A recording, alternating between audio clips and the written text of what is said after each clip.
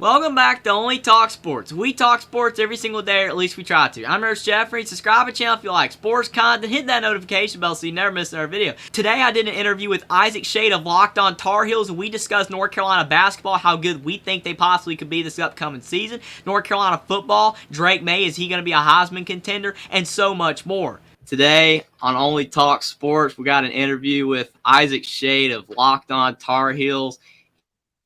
He is fantastic. He has fantastic content over on his channel, and he is a guy that knows tons of stuff with North Carolina basketball and football. So glad to have you here today. I really appreciate you for coming on. Always, brother. It's great to be with you. For sure. It's going to be awesome. Tons of stuff to talk about, definitely.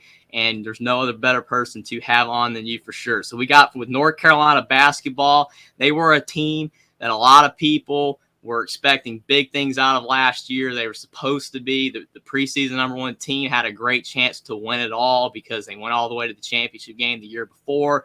They really struggled. And with North Carolina being the #1 team in the preseason, what went wrong? I know that's a crazy question because you could point to a lot of different things that went wrong. You can't really point to what thing, but just a variety of things. What do you think went wrong for North Carolina basketball last year and why they did so poorly?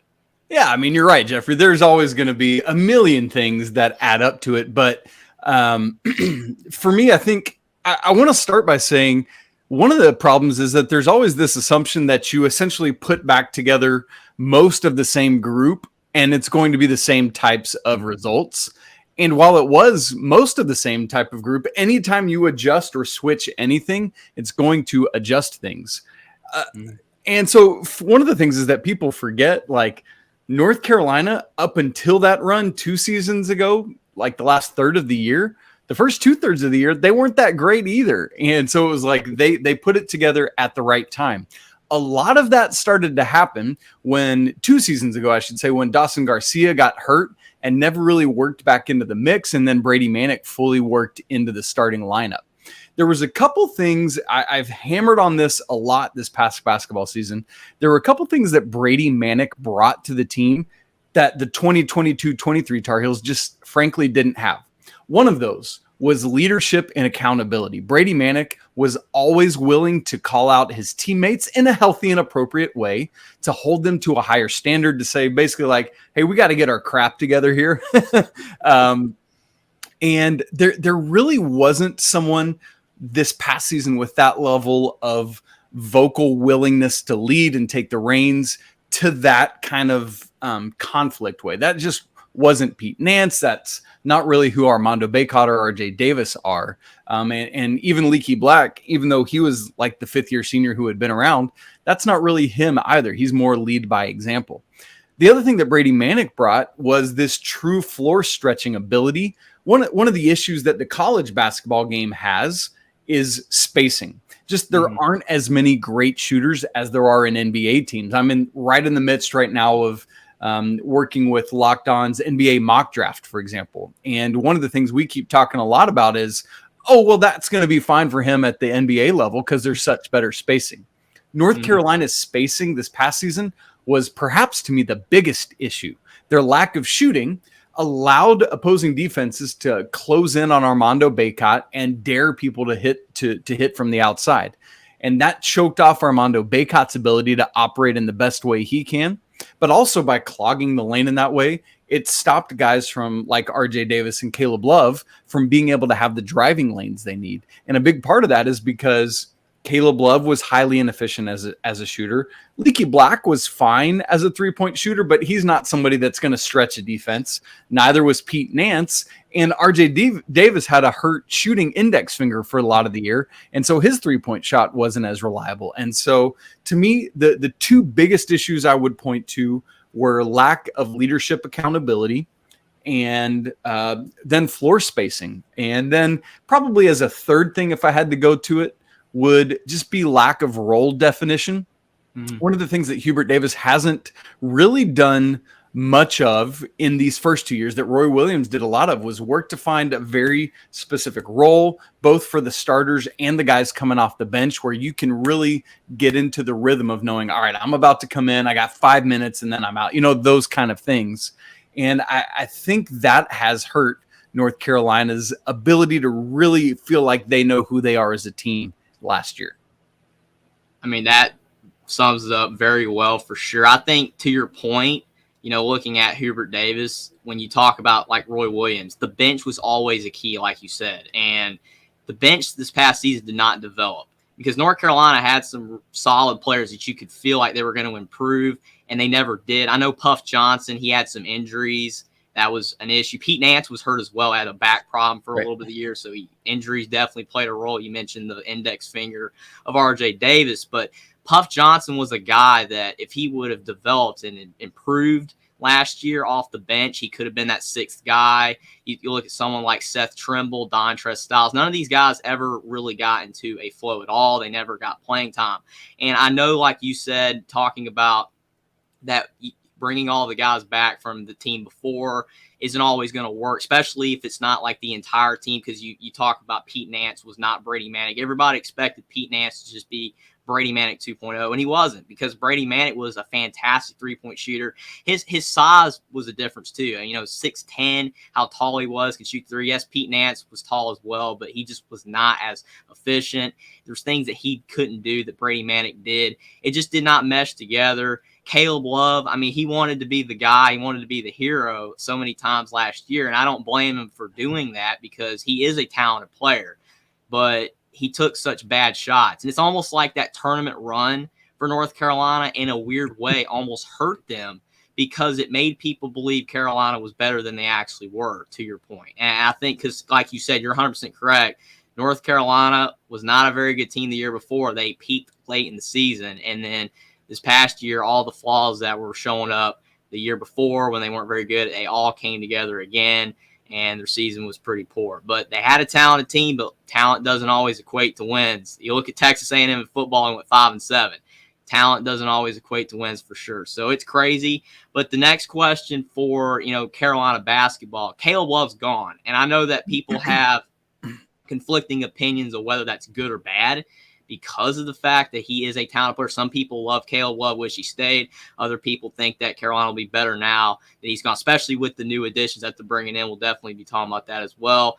Do you think that Caleb Love being gone is a net positive or a net negative for Carolina basketball? I have to say positive, but I don't want it to that makes it sound like I'm saying it's addition by subtraction. Mm-hmm. I don't think that at all. I just think the mix, kind of as you were saying there, Jeffrey, I don't think the mix of all those parts just added up to a greater sum. I think the sum of the parts was less than the parts themselves, as you're talking about with the talent. They're just not becoming what it was. So insofar as I think it just allows everyone to turn over a new leaf, both Caleb Love and the North Carolina basketball program. Sometimes you just need that refresh. And so legitimately, I don't mean that as a negative about Caleb. I mean it as a positive for both entities. He himself going to Michigan, and then now, as we know, Arizona, where he has signed. There won't be another Michigan kind of thing. And so that's great. He's going to go play in a high-octane offense under Tommy Lloyd, be reunited with Steve Robinson, who was an assistant at North Carolina, now is an assistant under Tommy Lloyd at Arizona. And excited for him. They've got kind of an overabundance in the backcourt, so I'm really curious to see how Arizona utilizes that backcourt next year. But then for Carolina, I'm really excited to see R.J. Davis without Caleb Love. And again, I don't mean that as a negative about Caleb. I would say the same thing if R.J. had left and Caleb had stayed. Mm-hmm. I just think that for R.J., there was this kind of constant tug and pull where, for me, he has been the more consistent and effective of those two players for North Carolina. And I believe that he, now not having to kind of figure out that tug of war with Caleb, like, who's the guy? What are we doing? What are those roles? I think, and I know we're going to talk more Elliot Cadeau, I'm sure, here in a little bit, but with Cadeau coming in, I think it allows for more specific role definition because of what Cadeau and RJ's skill sets both individually are. Mm-hmm. And so ultimately, I think Caleb's in a better place, and I think that North Carolina is in a better place as well. 100%. Like you said, it's kind of when you have two guys that are more of, ball handlers. They want the ball in their hands. It can be a conflict of interest, like you said, 100%, because Indiana was a team last year. They had two guards that handled the basketball, and Xavier Johnson, Jalen Hood-Schifino, but they made it work. And then Xavier Johnson went down with injury. Right. Jalen Hood-Schifino did play the rest of the year. He's going to be potentially a lottery pick. For North Carolina, I mean, you don't want any of those players to get hurt, RJ Davis or Caleb Love, or nothing like that, because that wouldn't have helped at all. But them playing together on the floor, you could just tell at times that it's just like, whose team was it? And that's never a good thing. You want it to be a team where the one guy has the ball in his hands the most. And I think that the new additions that Carolina has brought in, somebody like Cormac Ryan or Harrison Ingram, players like that, they can play off of RJ Davis. They're not guys that demand the basketball in their hands. Even Paxton Wojcik, the Brown transfer, those kind of guys are going to be guys RJ Davis can pass the ball to instead of having to be, sharing the basketball with as much. And it could actually make their team much better overall on the floor next year. Who knows how much better they'll be, because preseason projections are meaningless now with all these new additions for all these teams. But Right. There's a chance the offense can be much better. I think it absolutely will be. And part of that is going to be because I think what Coach Davis needs to learn, to me, based on the experience of last year, is we've just got to more clearly define your job is to go. Like, I really wish last year they had been able to say something like, RJ, this is your team. Go initiate and run the offense. Caleb, you are the shooting guard. Right? Like, let's have those definitions. And then there isn't that tension. It just never felt like those things were ironed out. I think that will be with this year's team, although I think we're going to see a completely different lineup style for the Tar Heels, and I'm excited about those possibilities. For sure. I definitely think that the return of RJ Davis and Armando Bacot are big because of the fact that you still need roster continuity to an extent. As much as transfer portal additions are fantastic, some teams are completely rebuilding a whole starting five these days with the portal, but I do think it's still important to have guys return. Do you think that RJ Davis or Armando Bacot is a bigger return? Are they both just as important for North Carolina, or do you think Armando Bacot's a bigger re-addition or RJ Davis?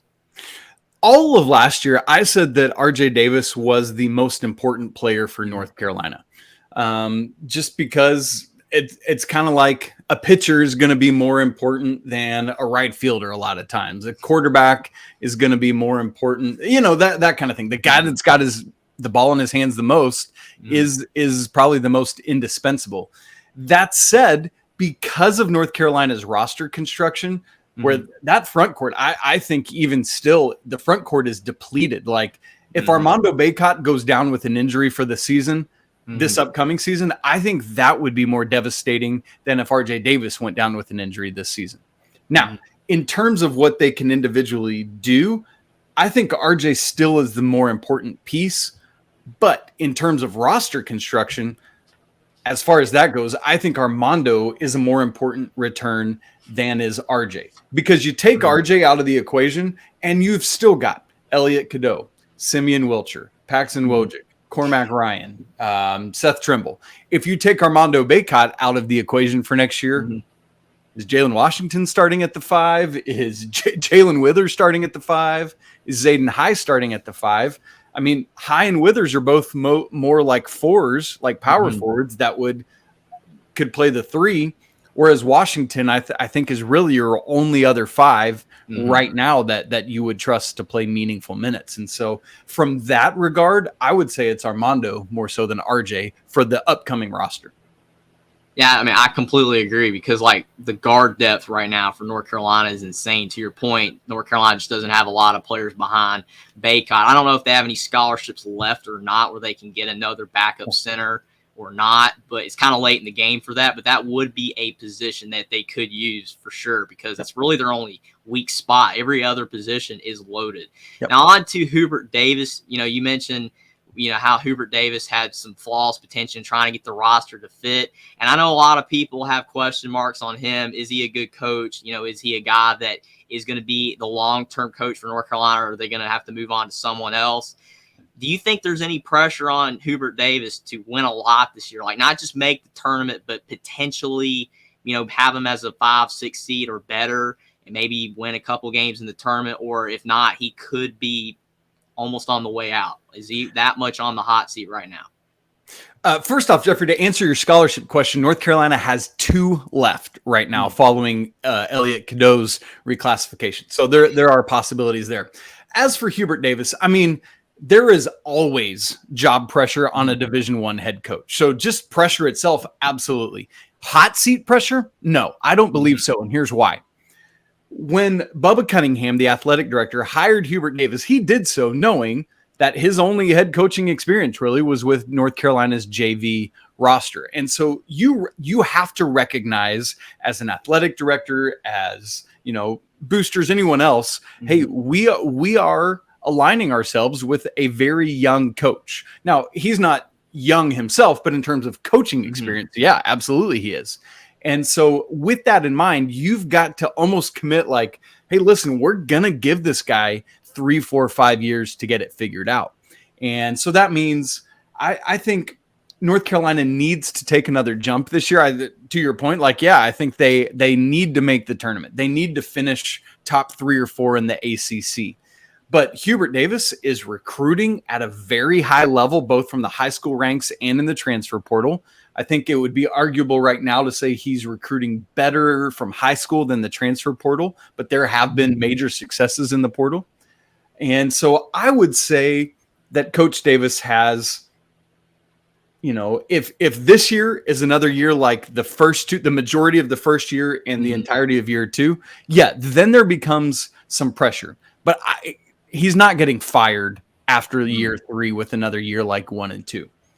Now, if it was a coach who already had coaching experience and had those first 2 years, there might be real hot seat pressure. But if I was making a list of coaches on the hot seat in the ACC this year, I wouldn't include Hubert Davis on it. Now, if you get to the point where you just conclude, hey, we tried it, he just doesn't have what it takes to be a coach at the high major level, cool. You cut your losses and you move on. But I don't think we're anywhere near that. And I don't think that Coach Cunningham or that Bubba Cunningham AD feels that way either. So we've got another year of a little bit of leeway. But if this year goes the way last year did, then there's going to be some conversations ahead of year 4.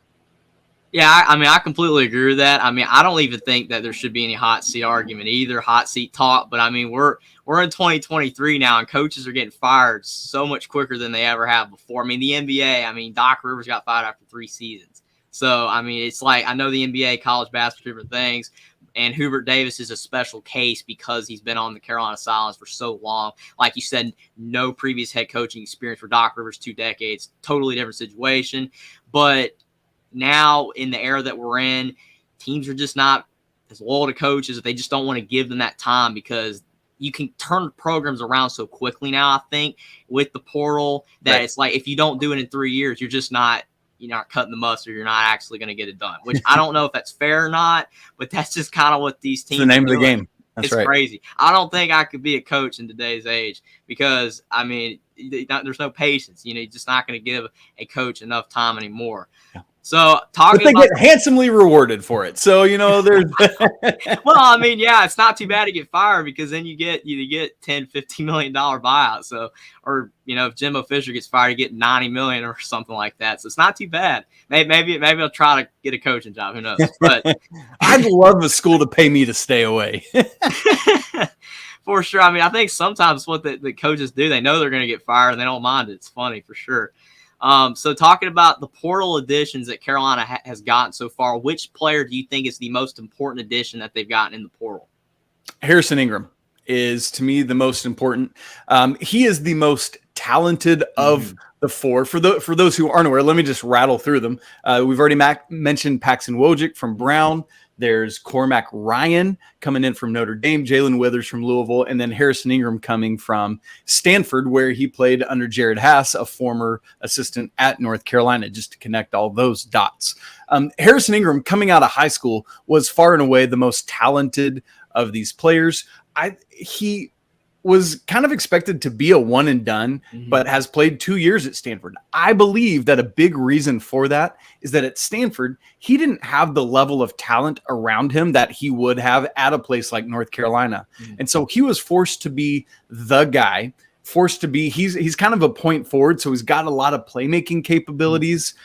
His 3-point accuracy has not been great. but it's a big difference, Jeffrey, when you're number 1 on the scouting report versus when you're number 2 or 3 down. And that's what he's going to be able to do at North Carolina, which is what made him so successful as a high school player, like on the AAU circuit, where it's like Harrison Ingram's game is not to go out and be the guy where it's like, I'm just going to go drop 20 a night and no one can stop me. Like, that's just not where he shines. And so the ability to come to North Carolina where he can play the 3, or I think now based on the Cadeau reclassification is going to be starting at the 4 for North Carolina, where he's able to play in tandem with Armando Bacot and RJ Davis and Cormac Ryan pulling threes from the wing and Elliot Cadeau facilitating it all. I think that puts Harrison Ingram in a much better spot to be the player he is at his best. And so I would say him with number 2 right behind him being Cormac Ryan. I think what he brings in experience, shot-making ability, tenacity on both sides of the court, I think is going to be something that people might miss, but it is how valuable he is going to be to this team. I think he's going to bring some of that leadership that we talked about was in a void last year that Brady Manick brought the year before. I think that's what Cormac Ryan brings in a big way next year. But I have Harrison Ingram at the top of that list, followed pretty closely by Cormac Ryan. 100%. I think that both Cormac Ryan and Harrison Ingram, I would be shocked if both players don't shoot the ball better from the three-point line next season than they did at their previous stops. Because Cormac Ryan is a great three-point shooter, because I read a lot of Notre Dame fans mentioning that he's not actually that good of a three-point shooter. I'm like, he actually is. It's just, unfortunately, his looks from 3 are awful because he's being guarded heavily. And like you said with Harrison Ingram, I mean, he's a guy that needs players that are really good around him. I mean, if he committed to a team that was really good out of high school and he played in as a freshman, like maybe out of Carolina, he probably would have, like you said, been a one and done because he's that good. I completely remember watching him, as, a high schooler's film. He's a fantastic player. He can do a lot of things, but Stanford just unfortunately wasn't very good, and they didn't have any other players on the roster that could help him out. And like you said, he is, being the guy. It's a lot easier, I think, when you're a point guard to be on a team that's not very good because you can just shine yourself and just shoot the ball tons of times. But when you're like a small forward or a power forward on a team that's not very good, it's a lot harder. Yep, absolutely, 100%. And so now you put RJ Davis on the wing, you put Cormac Ryan on the wing, you put Armando Bacot down in the post, let Cadeau get up the court, get it to Ingram wherever he's going to be, kick out to one of those guys. Like, everyone on this team demands defensive attention, and that's going to help Harrison Ingram do what he does best. 100%. I definitely can't wait to see him in a Tar Heels jersey. He should be really good next season. Now, you've mentioned Elliot Cadeau tons of times. I mean, he's a guy that in the 2024 class, him and Boogie Flan, a couple other point guards, like the top guys in the class. And Elliot Cadeau reclassifying. He is already 18 years old, so it's not like it's that bad of a jump, because I hear a lot of people talk about when the player reclassifies, he's not going to be ready. Well, he is already 18 years old, so he's technically in the perfect class, actually, in 2023. The only thing I'm a little concerned is he is a little bit undersized, like 6'1", 6'2", 165, 170 pounds, probably needs to gain a little bit of weight. But do you think he is ready for North Carolina and the college game? Do you think that his game will translate right off the bat, or do you think there will be a little bit of an adjustment period? Oh, no. He'll translate right off the bat. It's more a question, is college basketball ready for Elliot Cadeau? I mean, your point, like the backcourt smallness, because RJ Davis is even shorter than Elliot, that's something they're going to have to plan for defensively. Like, go visit Scott Drew at Baylor and figure out, like, how are you making this work with a 3-guard lineup and not just get exposed defensively over and over again, which honestly Baylor did this past year. They were pretty terrible defensively. So that's something that they're going to have to reckon with at North Carolina this year.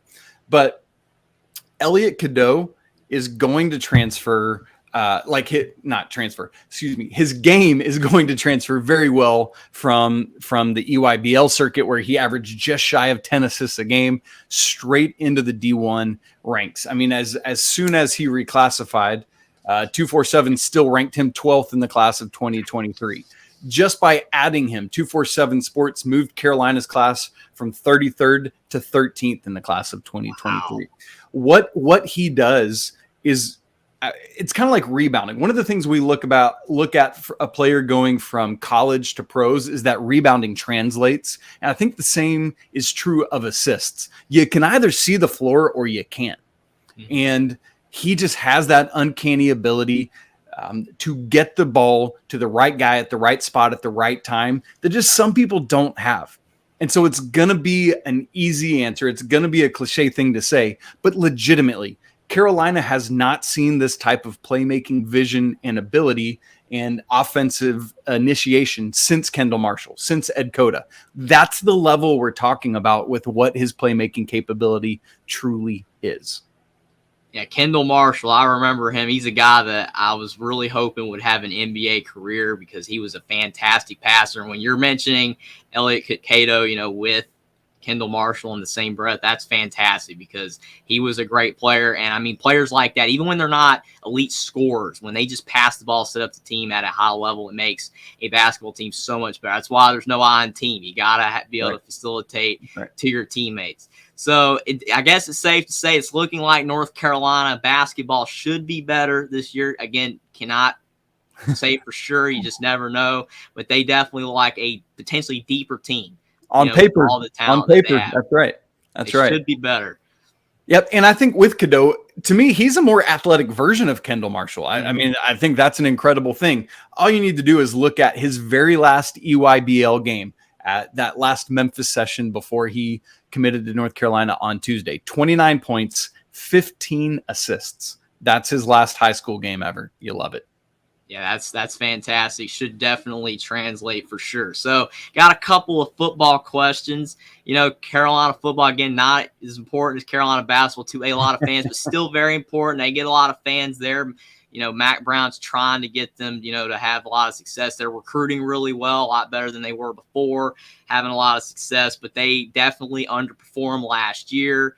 And, you had Drake Maye, a guy that was fantastic as a freshman. I mean, you could argue he was playing at an even higher level than Mitch Trubisky and Sam Howell at their stage in their careers at that time as a freshman for North Carolina. Drake Maye was that good for Carolina.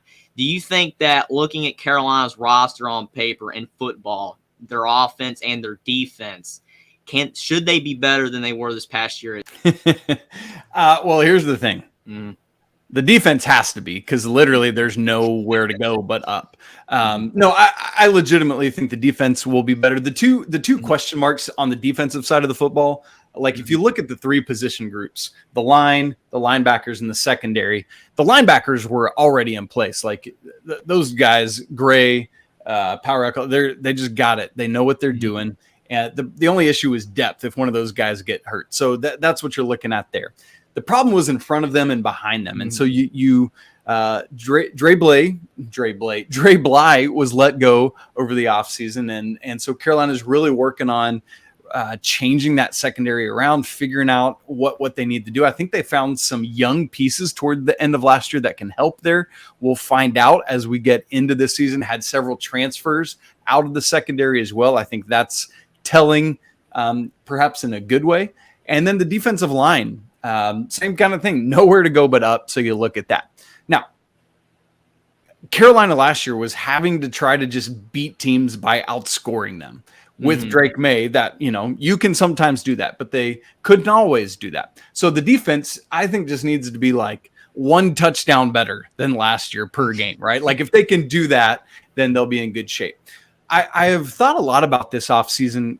Heading into Sam Howell's final year at North Carolina, there was all this hype and hope and Heisman expectations, but had lost so much around him on the offense in terms of skill guys, in terms of what the offensive line was. And Carolina lost a lot again this year. You lose Josh Downs, your best receiver. You lose Antoine Green. But Carolina has brought in a lot of reinforcements for those skill positions. The running back room still is essentially the same as last year, really loaded. Can they stay healthy? And then you've got guys, the receivers, the tight end room is back in full, right? Like all the same guys there. The big question offensively for me this year is not the skill position. It's can the line keep Drake Maye upright? I think that's the big question mark on offense this year. If so, that offense is going to keep right on humming. Drake Maye is going to keep putting up video game numbers just like he did for the first 9 games of last year. And that's the question. How do you avoid the letdown that you had in the last 3-4 games of the season?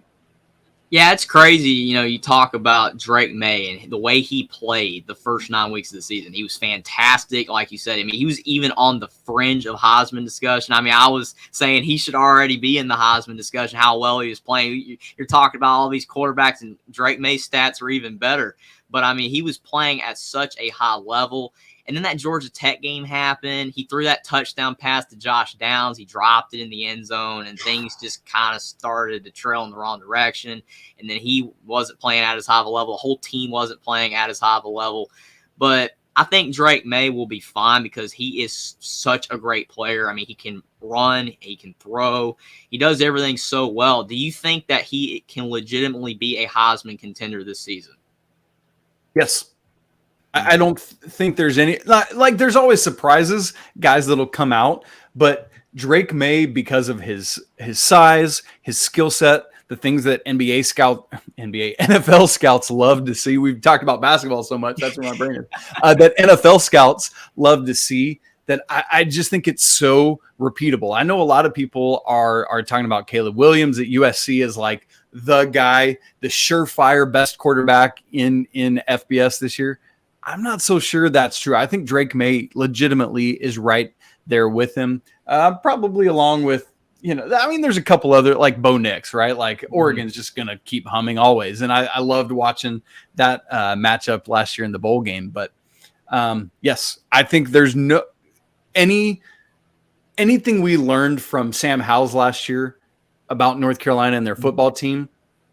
I think all of those check marks are gone, and I think Drake Maye is as trustworthy as you can get to be part of this year's Heisman conversation. For sure. I mean, I definitely think that he should. So for North Carolina football and North Carolina basketball, they were both disappointing last year, kind of toward the end for Carolina because they looked like they were going to be in the ACC title discussion. They were a little bit disappointing at the end. But which team do you think will be more, meet or exceed the expectation? Which team will have a better chance to meet or exceed expectations? Carolina basketball or Carolina football for next year? I'm going to say basketball, and here's why. The ACC this year is doing away with the subdivisions in football, and so it's just all one thing. And the thing with Carolina's subdivision in football is it just felt like it was always so wide open that there was an opportunity to do it. There's no hiding when it's just everyone all stacked up together, and that changes your schedule and all those kind of things. And so I think Carolina's football expectations are pretty high this year, like in terms of North Carolina level expectations, what they would think of. North Carolina basketball, I think there's just so many people that I'm a wait and see is kind of the approach a lot of people are taking. If they are going to be ranked in the preseason, I don't think we'll see anyone over ranking them. Like if they get any preseason votes, it'll be in the 20s, I think is where they would land. And so I think Carolina basketball has a much better chance to under promise, over deliver than North Carolina football has a chance to do the same. So relative to expectations, I would say it's the basketball side that has a better chance to outperform those expectations.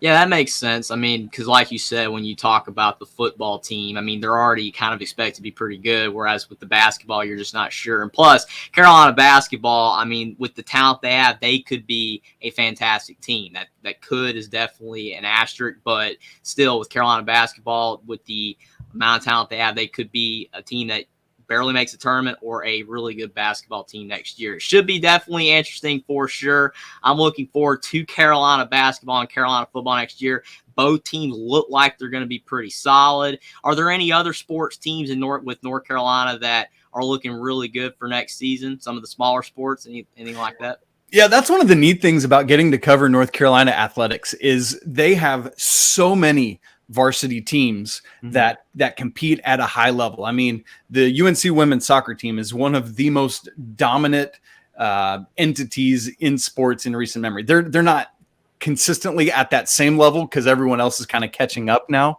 But the current teams that are just like, holy cow, they kill people is North Carolina field hockey, North Carolina women's tennis, the lacrosse team. Literally yesterday, the men's golf team got knocked out in the Final Four. And so, I mean, and the women's tennis team, which won this year, the ITA indoor, the NCAA championship outdoor, the women's doubles, they're bringing back pretty much everyone next year. So in terms of like who's in best position to stay at the level they were at this year, it might be the women's tennis team. And that's a lot of fun for me. I actually played tennis in college, and so I'm all in on that. That's pretty cool. That's definitely awesome for sure. Again, you talk about football and basketball. They're the money makers, or what drive the eyeballs, but a lot of other sports as well doing really solid things in North Carolina. It should be a great 2023-2024 season for a lot of Carolina sports teams, but none other than the basketball and football should be pretty solid. But I really do appreciate you for coming on, Isaac. It was awesome. Hope to do it maybe again in the future. It was a lot of fun. You always provide so much info, a lot of laughs, great time. You do a fantastic job. You know so much about all sports, college sports, even some pro when we talk about stuff like that. You were very knowledgeable, so much fun to do the interview with you. Where can people find you? Yeah, Jeffrey, thank you so much for having me. And the place I'm most active is on Twitter, at Isaac Schade. 2 A's, 1 S in Isaac, and Shade has a C in it. It's a German word. Don't ask me. And so you can go check me out there. Folks, also don't hesitate to catch the other show that I host on the Locked On Network. My friend Andy Patton and I are the co-hosts of Locked On College Basketball. It's my absolute favorite sport to cover. And so we're bringing you college basketball content from around the nation 5 days a week there as well. So that's another great place to check out where we're having fun, all the information, all the laughs that Jeffrey's talking about. For sure. Everybody go check Isaac Schade out over on his Twitter and over there on Locked On College Basketball, because he is definitely the best for sure. Thanks for coming on. I do really appreciate it. And again, looking forward to sports coming up next year, and particularly North Carolina. Should be a lot of fun. Thanks for coming on, man. Thanks for having me. Subscribe to the channel if you like sports content. Like this video down below. Comment down below what you think about the interview me and Isaac Schade had, and how good you think that North Carolina basketball and football could be next season. Follow me on Twitter as well. Link is in the description, and I will see you next time.